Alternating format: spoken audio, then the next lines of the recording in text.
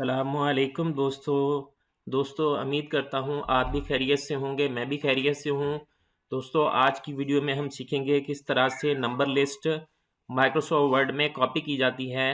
अगर आप एक फ़ाइल बना रहे हैं, यहाँ पे आपको समझाने के लिए ये बता रहा हूँ। आपने नंबर लिस्ट कॉपी करनी है, उसके लिए बहुत ही आसान तरीका है। आपने वो फ़ाइल खोल लेनी है जो आपकी ओरिजिनल है। ये फ़ाइल है, तो यहाँ पे ये वाली फ़ाइल मैंने खोल ली। एक फ़ाइल है 6th 4th मॉक, ये एक फ़ाइल है, इसमें ये 9 नंबर कॉपी किए हुए हैं।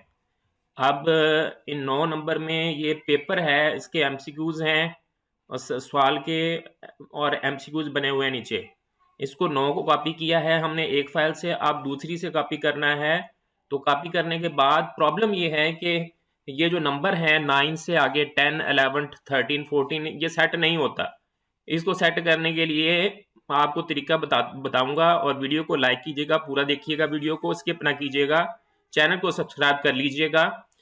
अब हम इसमें कॉपी करते हैं सेकंड फाइल में से। ये 4th मॉक हमने फाइल खोली हुई है, ये 4th मॉक की फाइल है, ठीक है। ये सेकंड मॉक की है, ये 6th सेकंड मॉक की फाइल है। इसमें से हमने ये नंबर जो हैं, ये नंबर ऑलरेडी नंबर हैं, ठीक है। ये उधर से शुरू हो रहे हैं 10, 11, 12, 13, 14, 15, 16, 17, 18।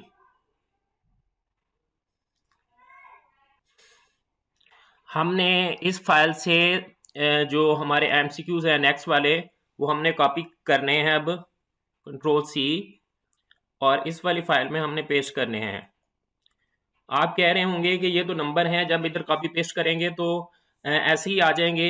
ये देखिएगा, अब कंट्रोल बी, ये नंबरिंग उसने फिर स्टार्ट से शुरू कर दी है।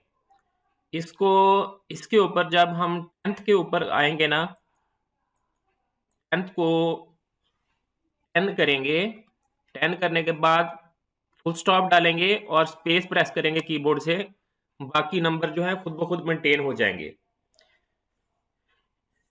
इस वीडियो में इतना ही। मजीद वीडियो देखने के लिए चैनल को सब्सक्राइब करें और बेल आइकॉन को ज़रूर दबाइएगा।